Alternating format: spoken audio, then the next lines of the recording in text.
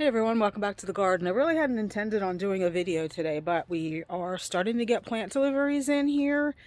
Not from, not huge deliveries like people are sending us stuff for free, just stuff that we've started buying to start getting some of our projects going. And I want to show you what we got and for what projects. I'm going to turn you around and show you what's come in so far.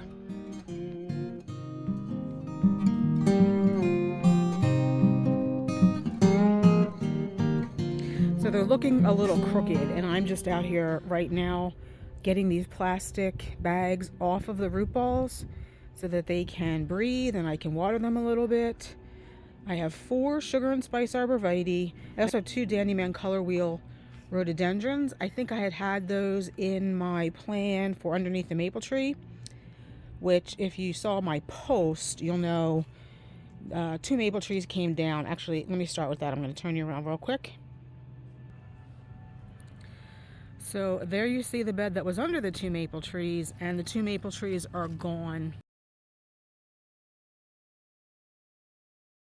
You can see where they have the straw. They planted grass seed. This tree company was absolutely amazing.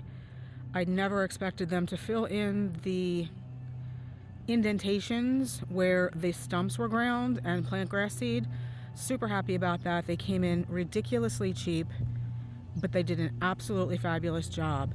So anyway, the 2 Dandyman color wheel rhododendrons were part of this plan when we were only getting rid of 1 maple. The maple that was up there, where you see that straw, this bed was going to kind of move and then surround that maple, and that's where the 2 rhododendrons were going to go.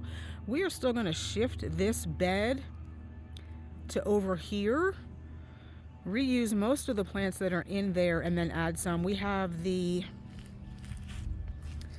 I'll walk you over there, the crabapple tree I planted in 2023.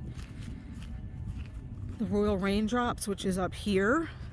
So this is the Royal Raindrops crabapple. That is now going to become the anchor for one side of this new bed. And I actually did order a red bud.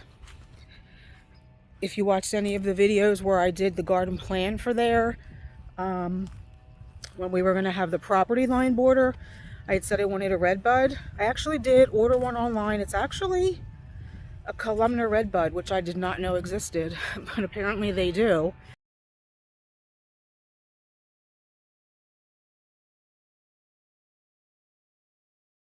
So I think that's going to become the anchor on the other end of this kind of new kidney-shaped bed we're going to be creating where the 2 maples came down. Though the red bud has not yet shipped, but so that, I guess my point is that the plan for this area has changed a little bit. We're still going to have a property line border, but I feel like it's going to be a lot more simple.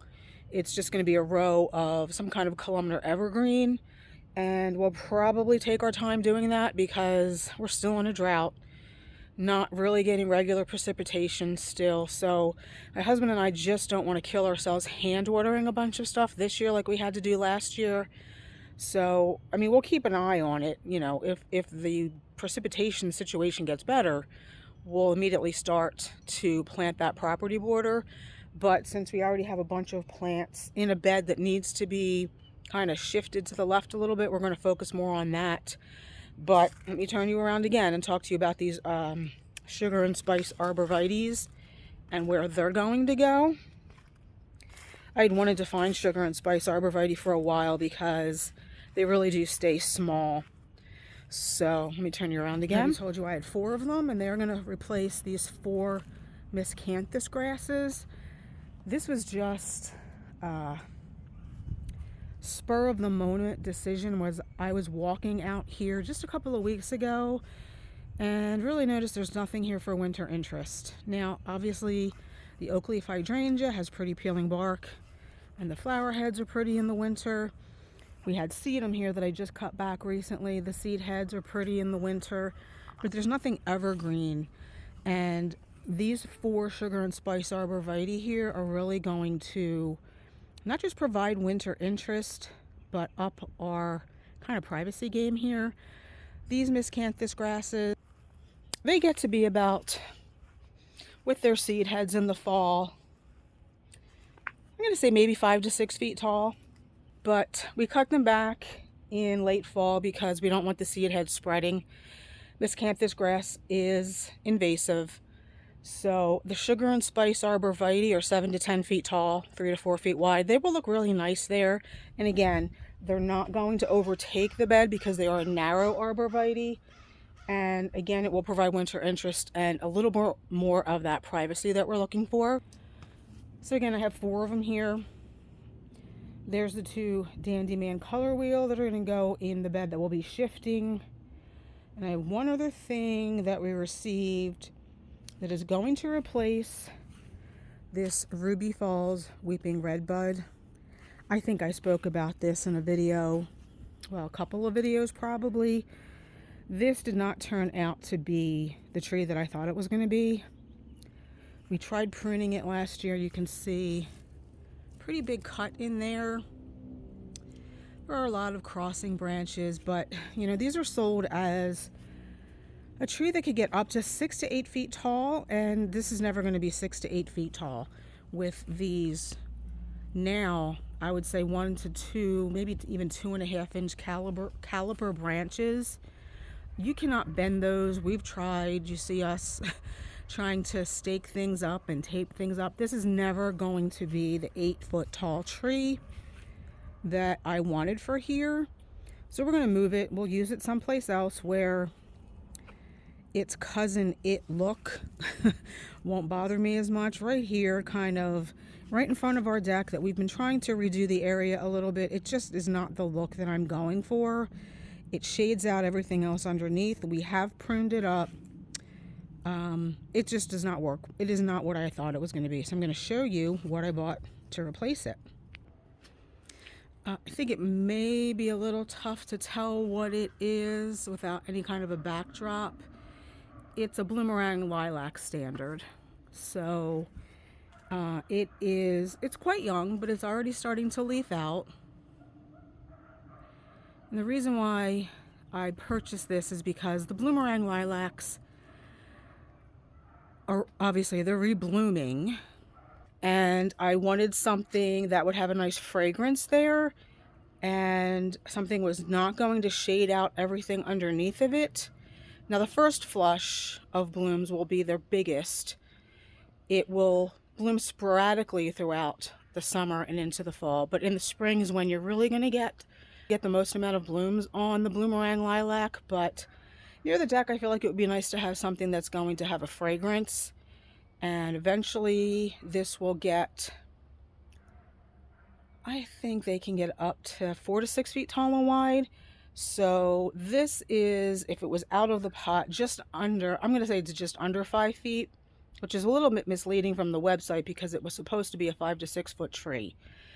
Out of the pot, it's not going to be 5 to 6 feet, but it is already on its way to being a nicely shaped lilac tree. And that way we can plant the 2 boxwoods that we overwintered in containers underneath it, take out the nodding onions, and replace those with whatever kind of allium we already have underneath or in front of our deck. And I feel like then at least that bed will be complete. And I'm really looking forward to getting that red bud out and replaced with this lilac bush. So we decided, apparently, to get rid of the red bud today. My husband has pruned it up. I was out, came home, he's in the middle of doing this, so I figured I'd video it real quick so that we can plant the lilac. The roots are enormous, absolutely enormous. I don't know this is going to survive, but taking it out, we're going to move it to the top of the property somewhere and get the lilac in.